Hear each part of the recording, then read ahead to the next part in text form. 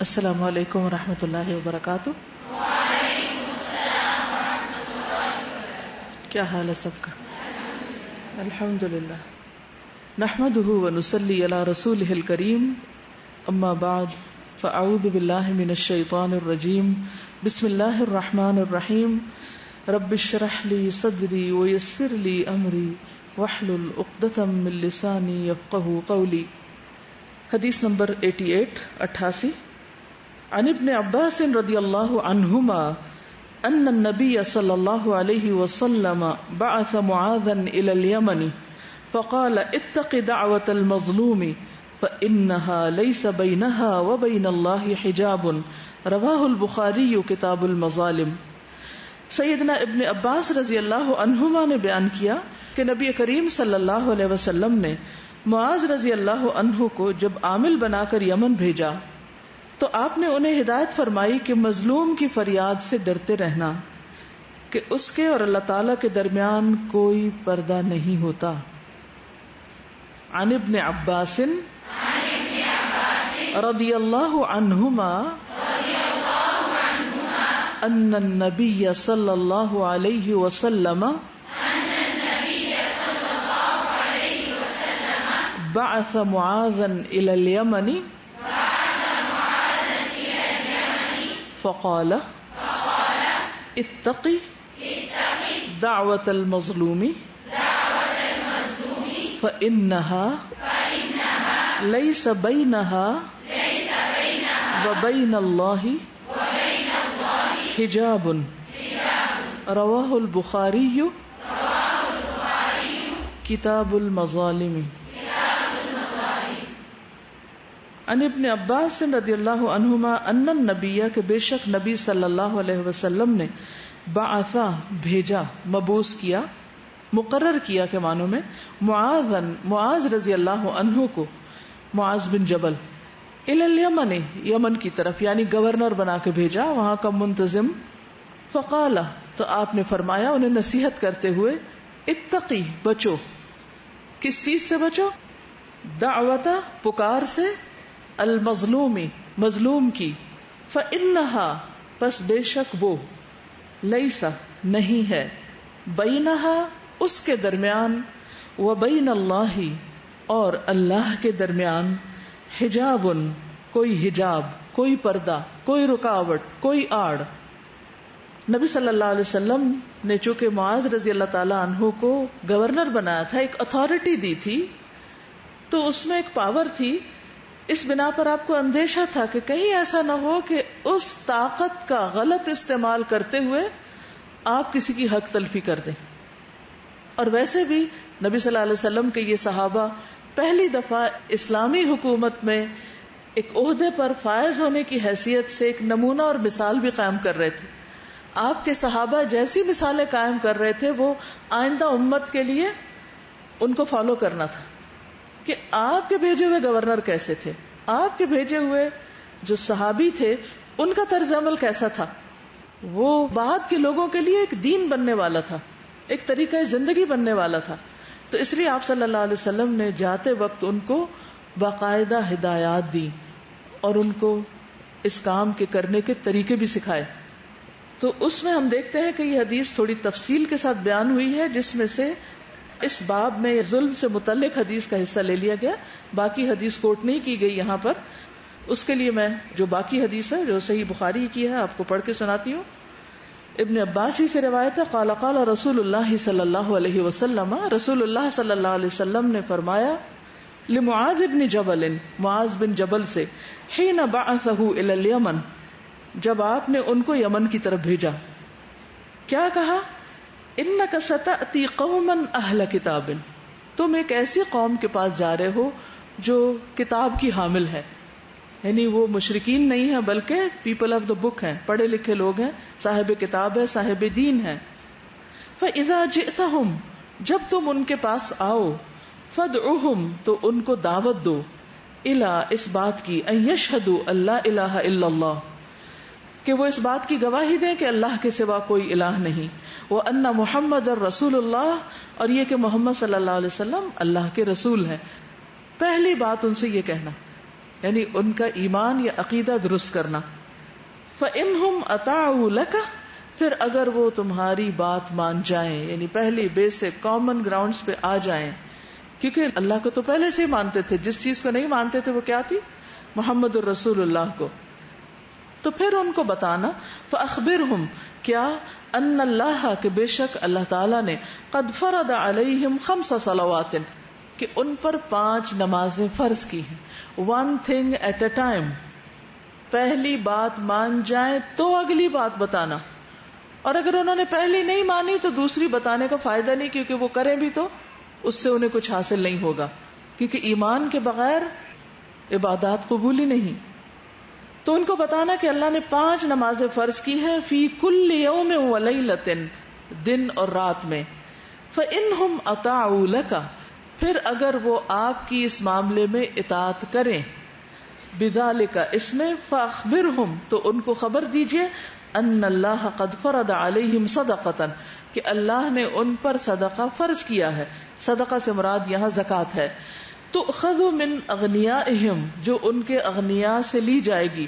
فترد علی فقرائہم، پھر وہ ان کے فقراء کی طرف لوٹائی جائے گی. فإنہم اطاعوا لک، پھر اگر وہ تمہاری اطاعت کرنے لگے، بذالک، اس میں، فإیاک، تو بچنا تم، وکرائم اموالہم، اور ان کے بہترین مال سے. ان کے بہترین مال نہیں لینا زکوٰۃ میں. واتق دعوت المظلوم، اور مظلوم کی دعا سے بچنا، یعنی بد دعا سے، اور مظلوم کی بد دعا سے بچنا. فإنہ، کیونکہ وہ، لیس بینہ وبین اللہ حجاب، اس کی دعا اور اللہ کے بیچ میں کوئی پردہ نہیں ہوتا، یعنی وہ فوراً پہنچتی ہے بغیر کسی رکاوٹ کے، فوراً قبول ہو جاتی. تو اس لیے اس سے بچتے رہنا. اب اس میں آپ دیکھیے کہ جتنے بھی کام ہیں ان سب کی ایک ترتیب بتا دی گئی، اور ترتیب کیا ہے کہ سب سے پہلے لا الہ الا اللہ، اس کے بعد نماز. ہم اپنی زندگی میں بھی دیکھیں کہ ہماری بھی ترتیب یہی ہونی چاہیے. سب سے پہلے اللہ کے ساتھ تعلق، نبی صلی اللہ علیہ وسلم پر ایمان، اور پھر اس کے بعد ان کے کہے ہوئے احکامات کی پابندی. اور فرائض میں سب سے پہلا فرض نماز ہے، جس کی پوچھ ہوگی، حساب بھی اسی کا قیامت کے دن پہلے ہوگا. اور پھر اس کے بعد زکوٰۃ، اور زکوٰۃ کی تقسیم کا طریقہ بتا دیا گیا کہ انہی کے امراء سے لے کے انہی کے فقراء کو وہیں پر ہی ڈسپرس کر دینا، یہاں نہیں بھیجنا دوسرے ملک میں. وہ یمن میں بھیجے جا رہے تھے. اور پھر دوسرا معنی اس کا یہ کیا گیا ہے کہ مسلمانوں سے لے کے مسلمانوں کو ہی دینا، یعنی غیر مسلمز کا زکوٰۃ میں حصہ نہیں. ٹھیک، مختصر، کیونکہ آج کا یہ ٹاپک نہیں، اس لیے اس پر بات کرنے کے بجائے ہم فوکس کریں گے اپنی بات کو جو موضوع سے متعلق ہے، اور وہ کیا ہے؟ مظلوم کے حقوق کے بارے میں، کہ مظلوم کی بد دعا سے بچنا. کل تک ہم ظلم کے بارے میں پڑھتے رہے، تو جب ظلم کہیں ہوتا ہے تو ایک ظالم ہوتا ہے اور دوسرا مظلوم ہوتا ہے. ایک ظلم کر رہا ہوتا ہے اور دوسرے کے اوپر ظلم وارد ہو رہا ہوتا ہے. ہم نے ظالم کے انجام اور اس کے احکام کے بارے میں پڑھا. آج ہم پڑھیں گے کہ مظلوم کے کیا حقوق ہیں، یا مظلوم کے معاملات کیا ہیں، اور اس کا کیا سٹیٹس ہے، اس کو کیا کرنا چاہیے، اور اس کو کس طرح ظلم سے بچنا بھی چاہیے. اور اس کے علاوہ اگر کسی پر ظلم ہو رہا ہو اور ہم دیکھ رہے ہوں تو ہمیں اس کی مدد بھی کرنی چاہیے. ٹھیک ہے، یعنی ایک تو ظالم ہے، لیکن ہمیں یہ بھی کہا گیا نا کہ تمہارا بھائی خواہ ظالم ہو یا مظلوم، دونوں صورتوں میں اس کی مدد کرو. ظالم کو ظلم سے روک کر مدد کرو، اور مظلوم کی ظالم کے خلاف مدد کرو، اس کو ہیلپ کرو، سپورٹ کرو، اس کو قوت بخشو. چلیے، اب اس سلسلے میں سب سے پہلے بات یہ ہے کہ جو نبی صلی اللہ علیہ وسلم نے جس چیز سے ہمیں ڈرایا ہے، خبردار کیا ہے، وہ یہ کہ مظلوم اگر بدلہ نہیں لے سکتا، جوابی کاروائی نہیں کر سکتا، کمزور ہے، پسا ہوا ہے، اپریسڈ ہے، تو اللہ نے اس کو زبان تو دی ہے نا، وہ دعا کر سکتا ہے، وہ اللہ کو پکار سکتا ہے. اور اگر اس نے اللہ سے فریاد کی تو اس کی سنی جائے گی، بشرطے کہ وہ مظلوم ہو، فوراً سنی جائے گی، اور اس کا نتیجہ بھی بہت جلد سامنے آ جائے گا. اس لیے اسے ڈرنا، اتقی کے دونوں معنی نا، بچنا بھی اور ڈرنا بھی، ڈر کے رہنا، فکر کرنا اس کی. ایک اور حدیث میں آتا ہے، رسول اللہ صلی اللہ علیہ وسلم نے فرمایا، مظلوم کی بد دعا سے بچو، کیونکہ وہ بادلوں پر اٹھائی جاتی ہے. اللہ تعالیٰ فرماتا ہے مجھے میری عزت اور جلال کی قسم میں ضرور تمہاری مدد کروں گا اگرچہ تھوڑی دیر بعد ہی کروں. میں ضرور تمہاری مدد کروں گا.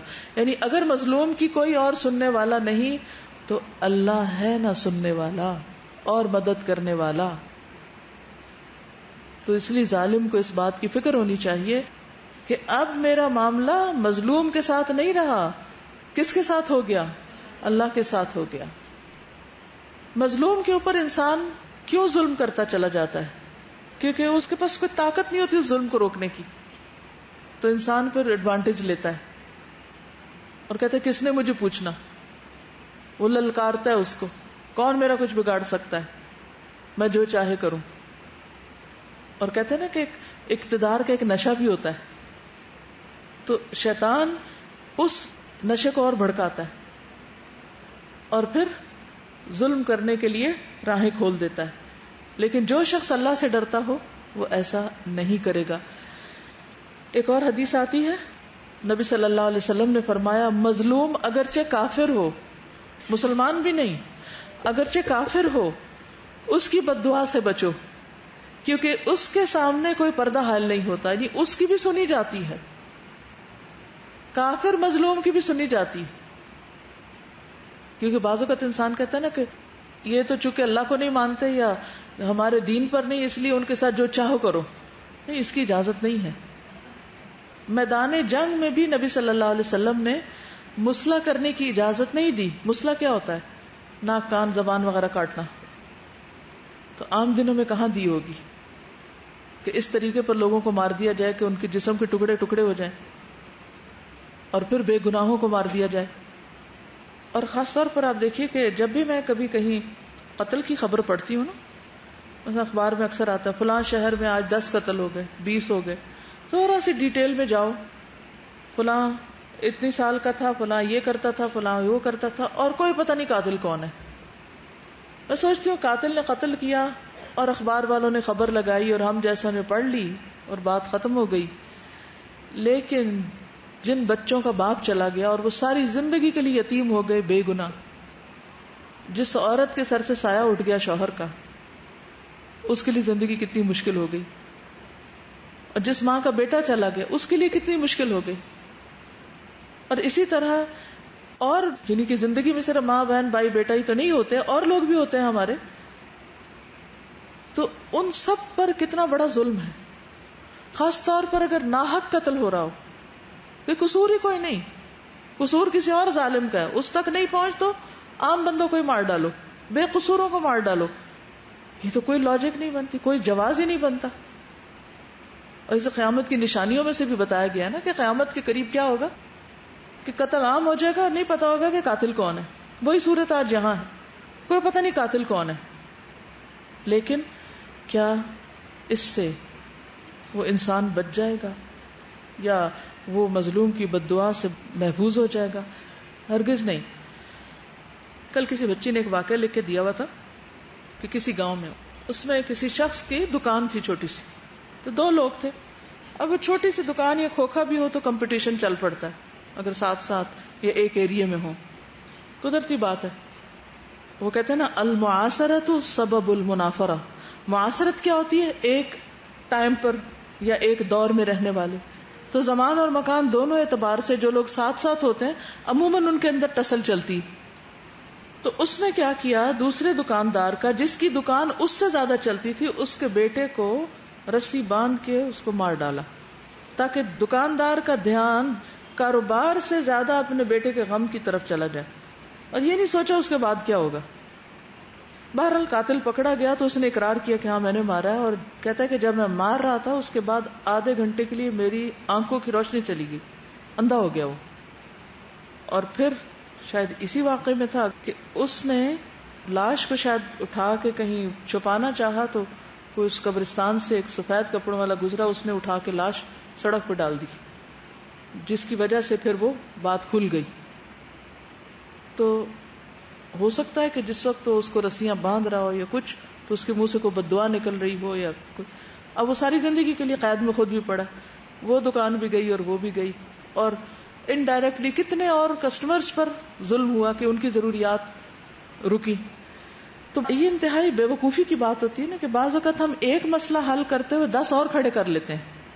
ہم نہیں سوچتے اس کے بعد اس کے نتائج کیا ہوں گے. تو عقل مند اینڈ کو سامنے رکھ کے قدم اٹھاتا ہے. پھر اللہ تعالیٰ کا مظلوم کی مدد کے لیے باریک بینی سے حساب کرنا. حضرت عائشہ سے مروی ہے کہ رسول اللہ صلی اللہ علیہ وسلم کے ایک صحابی آپ کے سامنے بیٹھے، آپ کے ملنے کے لیے آئے.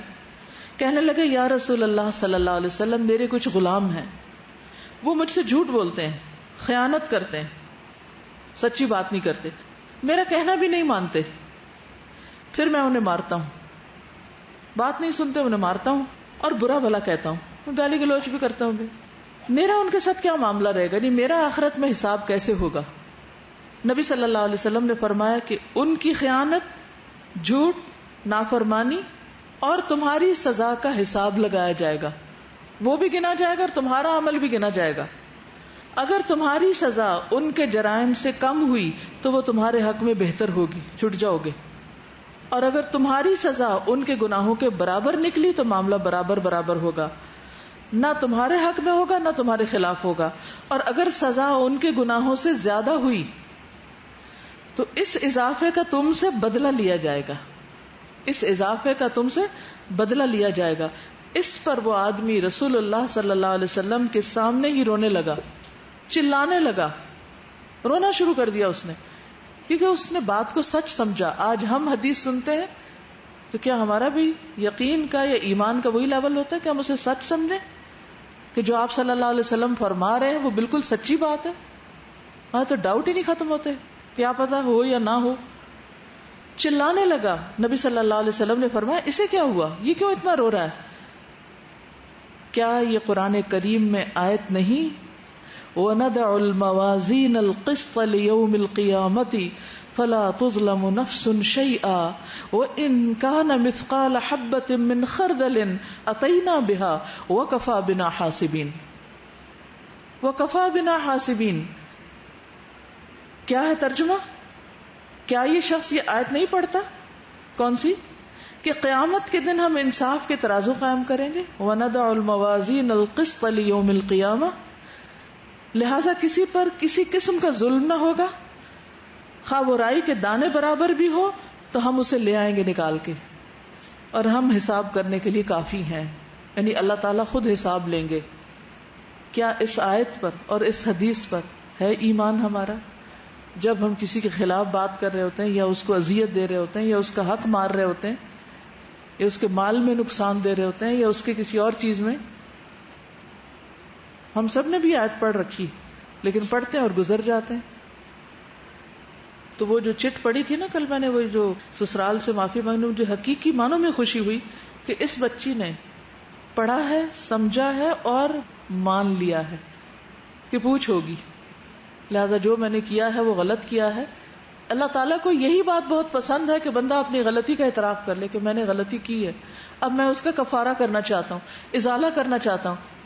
تو اللہ تعالیٰ اسی کے بدلے میں کہ انسان جب نادم ہو، شرمندہ ہو اور واقعی کرنا چاہے تو اللہ تعالیٰ پھر اس بندے کو معاف بھی کر دیتا ہے. اور جو بندہ یہ سوچنے لگے کہ انہوں نے میرے ساتھ یہ اور یہ کیا، بھائی جو انہوں نے کیا اور جو آپ نے کیا برابر سرابر کا گن گن کے دیکھا جائے گا. جس کے حصے میں زیادتی ہوئی پھر اس کو بھگتنا پڑے گا. تو بعض اوقات ہم مظلوم ہوتے ہوئے ظالم کی صف میں شامل ہو جاتے ہیں. آپ میں سے کوئی کچھ کہنا چاہے گا؟ فرمائیے. ایک چیز یہ کہ میں نے جو عام معاملات میں دیکھی ہے کہ لوگ یہ سمجھ رہے ہوتے ہیں کہ ہم مظلوم ہیں، لیکن جب دوسرے سے پوچھا جاتا ہے تو پتہ چلتا ہے کہ بہت کچھ دوسرے نے بھی کیا ہوا ہے. تو یہ چیز بہت زیادہ مجھے پریشان کرتی ہے کہ ہم اکثر ساری زندگی اپنی مظلومیت کا رونا روتے رہتے ہیں، لیکن ہم جانتے ہی نہیں اور جاننے کی کوشش ہی نہیں کرتے کہ دوسرے پہ ہم کیا کر رہے ہیں، کیونکہ ہم اپنے آپ کو اس کی جگہ رکھ کے نہیں دیکھتے. میں یہ سوچ رہی تھی کہ باؤنڈریز کو کراس کرنا ہے ظلم ہے نا. تو بعض تو باؤنڈریز ایسی ہوتی ہیں کہ جیسے وہ سڑک بن رہی ہے نا، کشمیر ہائی وے چوڑی ہو رہی، تو اگر وہ سڑک کی طرف تھوڑا سا کر دیں سڑک چھوٹی ہو جائے گی. اگر اس طرح تھوڑا اور کٹنگ کریں تو جو گاڑیاں پارک ہوئی وہ لگتا ہے وہ نیچے گر جائیں گی، ان کی جگہ ماری جائے گی. تو زمین کی چیزیں یا فزیکل چیزوں کی باؤنڈریز کو ناپا جا سکتا ہے نا. وہ انچ فٹ ناپ لیں گے اور پھر ادھر ہی لائن لگائیں گے جہاں تک ان کا بنتا ہے، اس سے آگے نہیں. لیکن جو ہیومن ریلیشن شپس ہیں اس میں تو ہم کوانٹیفائی کر ہی نہیں سکتے. مجھے آج سمجھ میں آیا اس چیز سے کہ احسان کا جو اتنا زیادہ ہمیں کہا جاتا ہے وہ اسی لیے کہ جو ہم حق سمجھتے ہیں اپنے دل میں، پتہ نہیں وہ اس سے زیادہ ہو اس کا، تو ہم اپنی طرف سے اس کو تھوڑا زیادہ دے دیں تاکہ کسی کا حق نہیں تک نہ رہ جائے. میرا چل جائے خیر ہے، کوئی بات نہیں، میں اللہ سے لے لوں گا. ہم لوگوں کو ہیومن ریلیشن شپ میں اس لیے احسان ہی کرتے جانا چاہیے کیونکہ ہمیں کیا پتا کہ اس کا حق کہاں تک بنتا ہے، ہم نہیں اس کو ناپ سکتے اتنا زیادہ. بالکل. اور کوئی کچھ کہنا چاہے گا؟ جی. السلام علیکم. استاذہ یہ جو ہے نا کہ بدلہ لینا، یعنی جب تک ہم مظلوم ہوتے ہیں نا، بہت یعنی ورثوں سے بھی ایسے آتے ہیں اور لوگ بھی کہتے ہیں ہاں تمہارا تو یہ حق ہے کہ تم بدلہ لے سکو، یہ تو اللہ نے بھی کہا ہے، اس طرح کی باتیں کہتے ہیں نا. تو یہ بھی اللہ کا خوف رکھ کے یہ کرنا چاہیے کیونکہ ہمیں نہیں پتا کہ ہم کب مظلوم کی کیٹیگری سے ظالم کی کیٹیگری میں ہو جائیں اور اللہ کی مدد ہمارے بجائے جو ہے اس دوسرے کے ساتھ ہو جائے. جی آپ. واقعی شیئر کروں گی. خاتون مجھے ملی تو انہوں نے اپنی ذات پہ جو گزری ان کی زندگی میں، کہتی ہے میں نے بڑی ٹف لائف گزاری اور جو ان کی قریبی ساس وغیرہ تھی ان کے ساتھ انہوں نے بڑی ظلم کیے. کہتی ہے میں ہر ایک کو بیان کرتی تھی ایون ان کی ڈیتھ کے بعد بھی، اور میں بڑی بددعائیں دیتی تھی اور بددعائیں بھی میں ڈائریکٹ ایسی کہتی تھی کہ اللہ تعالیٰ ان کو ایسا سزا دے وغیرہ وغیرہ. تو کہتی ہیں کہ میری بڑی کیفیات، نہ میری نماز اچھی ہوتی تھی، نہ میرا کسی سے تعلق اچھا ہوتا کیونکہ دل میں ہی اتنا. کہتی ہے ایک خاتون تھی میری ساس ان کو ملی تو انہوں نے کہا کہ ابھی اسی وقت وضو کرو، 2 نفل پڑھو اور ان کے لیے دعا کرو، اور ان کے لیے دعا کرو، ہو سکتا ہے جو تم نے کیا ہے وہ اس پہ تمہیں بھی تو پکڑ ہوگی، جو تم اتنا ان کے بارے میں کہہ چکی ہو، جو اتنا برا بلا کر چکی ہو. کیونکہ 2 لوگ جب ساتھ رہتے ہیں تو اونچ نیچ ہوتی ہے. کہتی ہے میں نے اس دن یہ کام کیا، اس کے بعد کوئی نماز ایسی نہیں جس کے بعد ان کے لیے دعا نہ کروں، اور میری زندگی اتنی اچھی ہو گئی ہے، دل اپنا ٹھیک ہو گیا، وہ ساری مزری اور بٹرنس اور وہ جو انکمفرٹیبل ہونے کی فیلنگ ہے اس سے چھٹکارا ہو گیا. اسی طرح اس سے منع کیا گیا ہے نا کہ بد دعا دینے سے بچوں کہ وہ قبولیتی گھڑی کو نہ پالے. تو ہماری کلاس میں ایک دفعہ کسی خاتون نے بتایا تھا کہ ہمارے نیبرز میں تھی، ساس بہو کی بنتی نہیں تھی. تو وہ ہوتا یہ کہ جب دشمنی ہوتی ہے تو آپ کو پتہ نہیں چلتا کہاں تک جانا ہے اور کہاں لمٹ ہو جاتی ہے. تو کہنے لگی وہ غصے میں اکثر اپنی بہوؤں کو کہتی تھی بیوہ ہو کے مرے. کہہ رہی تھی 4 بیٹے ان کے اپنی زندگی میں جو تھا وہ فوت ہوئے، اور یعنی ان کو بالکل ان کے ان پڑھ سی تھیں، ایسی سی تھیں، تو یعنی اندازہ بھی نہیں ہوتا بعض دفعہ کہ جو آپ بات کہہ رہے ہیں وہ پلٹ کے کہاں جا رہی ہے. کیونکہ اگر وہ ظالم نہیں جس کو بد دعا دی جا رہی ہے تو وہ پلٹ کے پھر خود اس پہ آئے گی جو دینے والا ہے. جی. السلام علیکم. میری جو خالہ تھی وہ اپنے مطلب سسرال میں ان کا جھگڑا ہوا تو وہ آ رہی تھی واپس، تو پیچھے سے ان کے دیور نے ان کو پتھر مارا تو وہ ان کو اس جگہ پہ لگا تو وہ نیچے گر گئیں، اور جب ان کا جنازہ اٹھا کے لایا گیا تو ان سے یہ کہا گیا کہ انہوں نے خودکشی کی ہے. تو میری نانو لاہور سے آ رہی تھی تو مطلب ان دنوں میں پیدل راستے طے کیے جاتے تھے، تو بہت مشکل سے جب وہ دوسرے دن وہاں پہنچی تو انہوں نے کہا کہ بتا دیں جو کچھ ہوا ہے، تو انہوں نے کہا نہیں انہوں نے خودکشی کیا. تو نانا میری نے کہا کہ میرا معاملہ اللہ کے آگے میں تم لوگوں کو ایسے چھوڑ دوں. تو پھر اس طرح ہوا کہ ان کے جو اپنے 2 بیٹے تھے سکے، وہ بارش ہوئی اور وہ لتا سا جو ہوتا ہے اوپر سے زمین گری اور وہ بچے ان کے 2 کچھ عرصے بعد ہی ان کی ڈیتھ ہو. ایسے ہی ہوتا ہے کہ جو ظلم ہے اس کی سزا صرف آخرت میں نہیں ملتی. میں اکثر ایک وہ میگزین ہے اس میں آتا تھا مکافات عمل کا، اس میں سارے ایسے واقعات لکھے ہوتے تھے کہ ظلم کیا اور پھر اس کی سزا دنیا میں ہی پلٹ کے مل جاتی ہے، اسی انداز میں مل جاتی ہے. سزا میں مظلوم ہونے کے حوالے سے کہنا چاہ رہی تھی کہ ایک تو ہوتا ہے نا کہ جینون ظلم ہو کسی پہ واقعی، لیکن میرے چونکہ ایک کاؤنسلنگ کا کام ہے اس حوالے سے میں تھوڑا سا بتانا بھی چاہوں گی کیونکہ میرے پاس زیادہ خواتین آتی ہیں. یہ جو ایک مظلومیت کی کیفیت ہوتی ہے نفسیاتی طور پر اتنی اچھی نہیں ہوتی، مطلب یہ آپ کو کمزور کرتی ہے. اگر آپ ہر وقت یہ فیل کرنا شروع کر دیں نا کہ میں مظلوم ہی ہوں تو آپ پروڈکٹیو انسان نہیں بن سکتے کیونکہ پازیٹیوٹی نہیں لیتی لائف میں. ایک تو یہ بات یہ، دوسرا یہ کہ اتنا زیادہ جب آپ جو کچھ چیز جیتاری کر لیتے ہیں نا، عورتیں اپنے آپ کو خاص طور پہ اپنے شوہر کے حق میں کہ وہ جتنا حق اس کا زیادہ بتایا گیا ہے اتنی ہی اس کی ناک شکر گزاری ہے. مجھے جو فیل ہوتا ہے یہ اس چیز پہ توجہ کرنے کی بہت زیادہ ضرورت ہے کہ ایک اچھی بیوی بننا جو ہے نا اس کے لیے بہت ضروری ہے کہ خامند کے حق میں کمی نہ ہو، اور جو کمی ہوگی تو پھر وہ ظلم میں بھی آ جائے گا کیونکہ جو چیز وہ آپ کے لیے کر رہا ہے ایٹ لیسٹ اس کا شکر گزار ہونا بہت ضروری ہے. تو یہ جو خام خواہ کی مظلومیت ہوتی ہے نا یہ بھی انسان کو بہت خراب ہے. بہت اچھا پوائنٹ ہے. اور دیکھیے کہ عام طور پر نا ہم اپنے آپ کو مظلوم سمجھتے رہتے ہیں. ڈرنا اس سے بھی چاہیے کہ کہیں ایسا نہ ہو کہ ہم قیامت کے دن ظالموں کے صف میں کھڑے ہوں کیونکہ جب ہم مظلوم ازیوم کر لیتے ہیں نا خود کو، تو پھر ہم انڈائریکٹلی ظلم شروع کر دیتے ہیں اپنے رویے کے ساتھ ہی کسی بھی طریقے سے. جی جیسے ہیومن ریلیشن کی بات ہوئی ہے، جب بھی انسانوں کے ساتھ معاملہ ہوتا ہے نا تو یہ تو ہوگا نہیں کہ ہر چیز ہماری مرضی کی ہو، اور جب چیز ہماری مرضی کی نہیں ہوتی تو اسی وقت ہم مظلوم ہو جاتے ہیں، کیونکہ ہمیں فیلنگ ہونی شروع ہو جاتی ہے نا کہ یہ غلط ہوا، ایسا نہیں ہونا چاہیے تھا، پروسیس کرنا شروع کرتے ہیں، سوچنا شروع کرتے ہیں. جب میں نے یہ پڑھا کہ جب تمہیں غصہ آئے تو خاموش ہو جاؤ، مجھے اس چیز نے بہت بہت فائدہ دیا. مجھے لگتا ہے ہمیں یہ ٹپ اپنانی چاہیے. پھر ہم پروسیس کرنا شروع کرتے ہیں، ڈیلے کرتے ہیں. ڈیلنگ فیکٹر سے کیا ہوتا ہے کہ بعض جگہ نظر آنا شروع ہوتا ہے کہ نہیں، پہلی دفعہ لگتا ہے کہ اتنا ظلم ہوا، اگلی دفعہ لگتا ہے نہیں اتنا نہیں، اتنا، پھر مارجن دیتے جاتے ہیں. اور دوسری جو انہوں نے بات کی ہے بالکل صحیح، کیونکہ ابھی 2-3 دن پہلے کسی نے مجھ سے اس بات کا ذکر کیا، کسی خاتون کا، کہ میں ان سے بات کری تھی تو وہ اپنے شوہر کی 25-30 سال ہو گئے شادی کو، کیے جا رہی ہیں مظلومیت کا وہ چلتا پھرتا اشتہار جو ہوتا ہے. کہتی ہے میں نے ان کو کہا کہ دیکھو ایک بات مجھے آپ بتائیں کہ یا تو آپ ان کے ساتھ رہتی یا نہ رہتی. اب آپ نے جب ڈیسیجن لے لیا رہنے کا تو وہ رہ لیں، پھر رو کے کیا کریں گے. تو یہ ہمیں فیصلہ کر لینا چاہیے کہ یا یہ کام کرنا ہے یا نہیں کرنا. کرنا ہے تو پھر آسان طریقے سے کریں. اور خاموشی بہت اچھا ٹپ لگی مجھے. جی انسانوں کے علاوہ میرے خیال میں کچھ اور بھی چیزیں ہوتی ہیں جن کے اوپر ظلم ہوتا ہے. جیسا نماز کے بارے میں آتا ہے کہ اس کو اگر صحیح طرح ادا نہ کیا جائے تو وہ چوری ہوتی ہے. اور اسی طرح ابھی میں رمضان میں مسجد الحرام میں تھی تو میرے ساتھ ایک خاتون تھی، بڑی سیدھی سادی سی، اور خاموش بیٹھ کے عبادت کرتی رہتی تھیں، اور کوئی ان کو ہٹاتا تھا کہ آگے ہو جاؤ تو خاموشی سے آگے بھی ہو جاتی تھی. تو ایک دن مجھے کہتی ہیں کہ میں نے آپ سے ایک مسئلہ پوچھنا ہے. تو میں نے کہا بتائیں. کہتی ہے کہ یہ اتنی بڑی جگہ ہے اور یہاں پر یہ عورتیں ہر وقت باتیں کرتی رہتی ہیں. رونا شروع ہو گئی.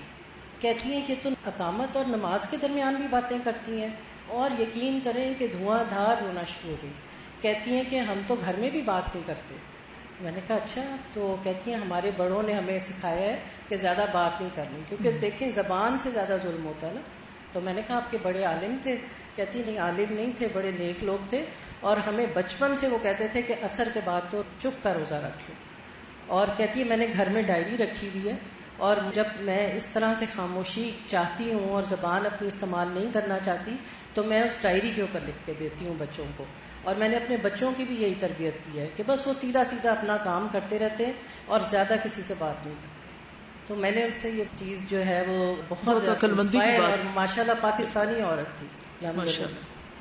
اس حدیث کے اندر ایک بہت خوبصورت بات بھی ہے، لیس بینہا و بین اللہ حجاب.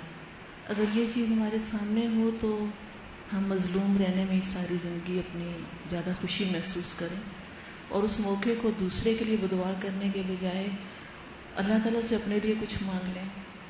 تو جب بھی مجھے ایسا محسوس ہوتا ہے خود بھی کہ کبھی کچھ ایسا ہوا ہے تو میں سوچتی ہوں اللہ تعالیٰ یہ ایسا وقت ہے کہ آپ کا وعدہ ہے کہ آپ میری بات سنیں گے، مجھے اس کے لیے کچھ نہیں کہنا، مجھے اپنے لیے کہنا ہے. آپ مجھے معاف کر دیں، مجھ سے راضی ہو جائیں، اور اگر مجھ سے کوئی غلطی ہوئی ہے تو اس کو درگزر کر دیں.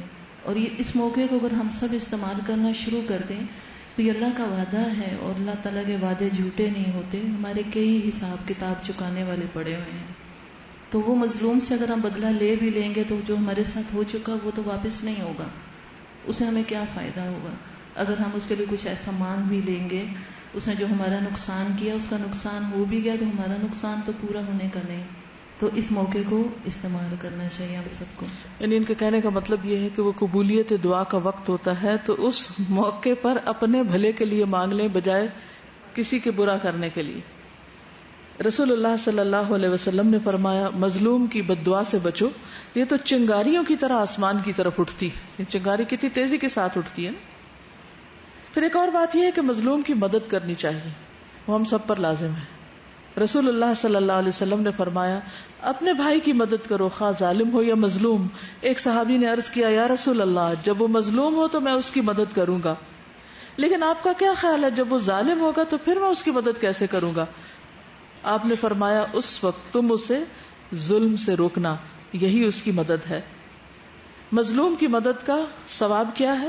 نبی صلی اللہ علیہ وسلم نے فرمایا جس نے اپنے بھائی کی عدم موجودگی میں اس کی مدد کی اللہ دنیا اور آخرت میں اس کی مدد فرمائے گا. یعنی وہ موجود نہیں ہے لیکن اس کے خلاف کوئی بات ہو رہی ہے اور آپ بات کرنے والے کو روک دیتے ہیں کہ مت کرو، تو اللہ تعالیٰ آپ کی ایسے موقع پر مدد کرے گا جب آپ تنہا ہوں گے اور آپ مدد کے محتاج ہوں گے، دنیا میں بھی اور آخرت میں بھی. یعنی کسی کی عزت کی حفاظت اور کسی کا دفاع اور کسی کی کسی بھی طرح سے اس کی مدد، مثلا کسی کا قرضہ چکا دینا، کسی کا کسی اور طرح سے مدد کر دینا، جو بھی پاسبل ہو. اس کے برعکس جو مظلوم کی مدد نہ کرے اس کا گناہ. رسول اللہ صلی اللہ علیہ وسلم نے فرمایا اللہ کے ایک بندے کے بارے میں حکم دیا گیا کہ اسے قبر میں 100 کوڑے لگائے جائیں. وہ تخفیف کا سوال کرتا رہا کہ کم کر دیے جائیں، کم کر دیے جائیں، جس کو مار پڑ رہی تھی، اور دعا کرتا رہا یہاں تک کہ 1 کوڑا رہ گیا. 100 کی بجائے 1 رہ گیا، باقی معاف کر دیے گئے. جب یہ کوڑا اسے لگایا گیا تو اس کی قبر آگ سے بھر گئی. جب سزا کا کچھ اثر زائل ہوا، یعنی ٹھنڈا ہوا اور اسے افاقہ ہوا، تو اس نے فرشتوں سے پوچھا تم نے کس بنا پہ مجھے یہ کوڑا لگایا؟ انہوں نے کہا تم نے ایک نماز بغیر وضو کے پڑھی تھی اور تم ایک مظلوم کے پاس سے گزرے تھے اور اس کی مدد نہیں کی تھی. یعنی جب انسان کے اندر وسعت ہو اور وہ دوسرے کو روک سکتا ہو تو اسے روکنا چاہیے. عام طور پر گھروں میں ہم دیکھتے ہیں کہ بعض اوقات ہمیں پتا ہوتا ہے کہ بھابھی کا وہ قصور نہیں جس کی اس کو سارے مل کے سزا دے رہے ہیں. کئی دفعہ ایسا ہوتا ہے نا پورا خاندان ایک عورت کے خلاف اکٹھا ہو جاتا ہے، یا بعض اوقات والدین کے خلاف بچے اکٹھے ہو جاتے ہیں جائیداد وغیرہ کے معاملے میں یا کسی بھی طرح. تو ایسے میں کبھی بھی میجورٹی کا ساتھ دینا یا اس کا کہ جس سے آپ کو کوئی بینیفٹ حاصل ہوگا اس کی بجائے حق کا ساتھ دیں، چاہے وہ مشکل راستہ ہی کیوں نہ ہو. کیونکہ دنیا کی مشکل سے زیادہ آخرت کی مشکل ہے، اور جس کے سامنے یہ رہے گا وہ ہمیشہ بچتا رہے گا، بچنے کی کوشش کرے گا. پھر ایک بات یہ بھی ہے کہ اللہ سبحانہ وتعالیٰ کو کسی برائی پہ زبان کھولنا پسند نہیں مگر یہ کہ جس پہ ظلم کیا گیا ہو. تو مظلوم جو ہے اگر وہ جا کر کسی کے سامنے شکایت کرتا ہے، اس کا ازالہ کرانا چاہتا ہے، تو اس کو اجازت ہے. 6 پارے کے شروع میں آتا ہے لا يحب اللہ الجہر بالسوء من القول الا من ظلم وکان اللہ سمیعا علیما. اللہ کو یہ پسند نہیں کہ کوئی شخص دوسرے کے متعلق اعلانیہ بری بات کہے، الا یہ کہ اس پر ظلم ہوا ہو، مظلوم ہو وہ. یعنی بعض اوقات ہمیں احساس بھی نہیں ہوتا اور ہم چپ کے بول کے یا لکھ کے یا اشاروں سے کسی کے خلاف باتیں کر رہے ہوتے ہیں. ہمیں احساس بھی ہوتا ہم کر رہے ہیں، ہم سمجھتے ہم ٹھیک کر رہے ہیں. ہاں اس صورت میں اجازت ہے جب کسی نے آپ پہ ظلم کیا ہو تو انسان جب وہ بات کرے گا تو بھی یاد رکھے کہ اللہ بھی سن رہا ہے. جھوٹے الزام نہیں اب ظالم پہ لگانے لگنا یا غلط بیانی نہیں کرنا. اور علیمہ جاننے والا بھی ہے، اس کو سب پتا ہے کہ اصل حقیقت کیا ہے. کہ اگر کسی کو پتھر مارا ہے اور وہ کسی کے مارنے سے مرا ہے اور اس پر الزام لگا دیا جائے کہ اس نے خودکشی کی ہے تو ہو سکتا ہے کہ لوگوں کو نہ پتا چلے، لیکن اللہ کو پتا ہے کہ کس کے ساتھ کیا ظلم ہوا ہے، کس نے کیا ہے. پھر اسی طرح یہ ہے کہ ابو ہریرہ سے روایت ہے کہ ایک شخص نے رسول اللہ صلی اللہ علیہ وسلم سے عرض کیا، اللہ کے رسول صلی اللہ علیہ وسلم، میرا ایک ہمسایہ ہے جو مجھے بہت تنگ کرتا ہے، اذیت دیتا ہے. آپ نے فرمایا جاؤ اپنا سامان نکال کے راستے پہ رکھ دو، گلی میں رکھ دو. تو لوگ وہاں جمع ہو گئے، پوچھنے لگے کہ یہ راستے میں کیوں سامان رکھ دیا؟ اس نے کہا میرا ہمسایہ مجھے اذیت دیتا ہے. جب میں نے آپ کو یہ بات بتائی تھی نبی صلی اللہ علیہ وسلم کو تو آپ نے فرمایا جاؤ اپنا سامان نکال کے راستے پہ رکھ دو. لوگ کہنے لگے اے اللہ اس ہمسائے پہ لعنت بھیج، اے اللہ اسے رسوا کر. یہ بات جب ہمسائے کو پہنچی تو وہ اس کے پاس آیا اور کہا اپنے گھر واپس چلے جاؤ، اللہ کی قسم میں آئندہ آپ کو اذیت نہیں دوں گا. منہ سے اس نے کچھ نہیں کہا، ہاتھ سے کچھ نہیں کیا. نبی صلی اللہ علیہ وسلم کس طریقے پر عمل کیا. یہ کیا تھا؟ ایک تدبیر تھی. اس کو تدبیر کہتے ہیں. ہم سمجھتے ہیں کہ ظلم کا ازالہ صرف ہاتھ چلا کے یا زبان سے بول کے ہی ہوگا، تو کئی طریقوں سے اس کا ازالہ کیا جا سکتا ہے. ایک اور روایت میں آتا ہے کہ ایک شخص نے نبی صلی اللہ علیہ وسلم سے اپنے ہمسائے کی شکایت کی تو آپ نے فرمایا اپنا سامان اٹھاؤ اور راستے پہ رکھ دو، جو گزرے گا لعنت بھیجے گا. تو ایسا ہی ہوا، جو گزرتا وہ لعنت بھیجتا. تو وہ ہمسایہ نبی صلی اللہ علیہ وسلم کے پاس آیا تو آپ نے فرمایا تجھے لوگوں سے کیا ملا؟ پھر فرمایا اللہ کی لعنت لوگوں کی لعنت سے اوپر ہے، یعنی زیادہ ہے. اس کے بعد آپ نے شکایت کرنے والے سے فرمایا تمہاری کفایت کی گئی، یا اسی طرح کی کوئی بات آپ نے اس سے کر دی. تو ہو سکتا ہے یہ 2 الگ الگ ہی واقعات ہوں جس میں ایک کو آپ نے ایک طرح کا مشورہ دیا اور دوسرے کو دوسری طرح. تو ایسی صورت میں جیسے عام طور پر لوگ پلے کارڈ لے کے کھڑے ہو جاتے ہیں یا کوئی بھی اور طریقہ اختیار کرتے ہیں اپنے ظلم کی داستان سنانے کا، جس میں وہ ظالم کی صف میں شمار نہیں ہوتے، کوئی تخریب کاری نہیں کرتے، تو ایسا کوئی بھی طریقہ اختیار کیا جا سکتا ہے. ہر ایک کو اللہ نے عقل دی ہے، سوچ سمجھ کے معاملہ کرے. وآخر دعوانا ان الحمد للہ رب العالمین. سبحانک اللہم وبحمدک، اشہد ان لا الہ الا انت، استغفرک واتوب الیک. السلام علیکم ورحمۃ اللہ وبرکاتہ.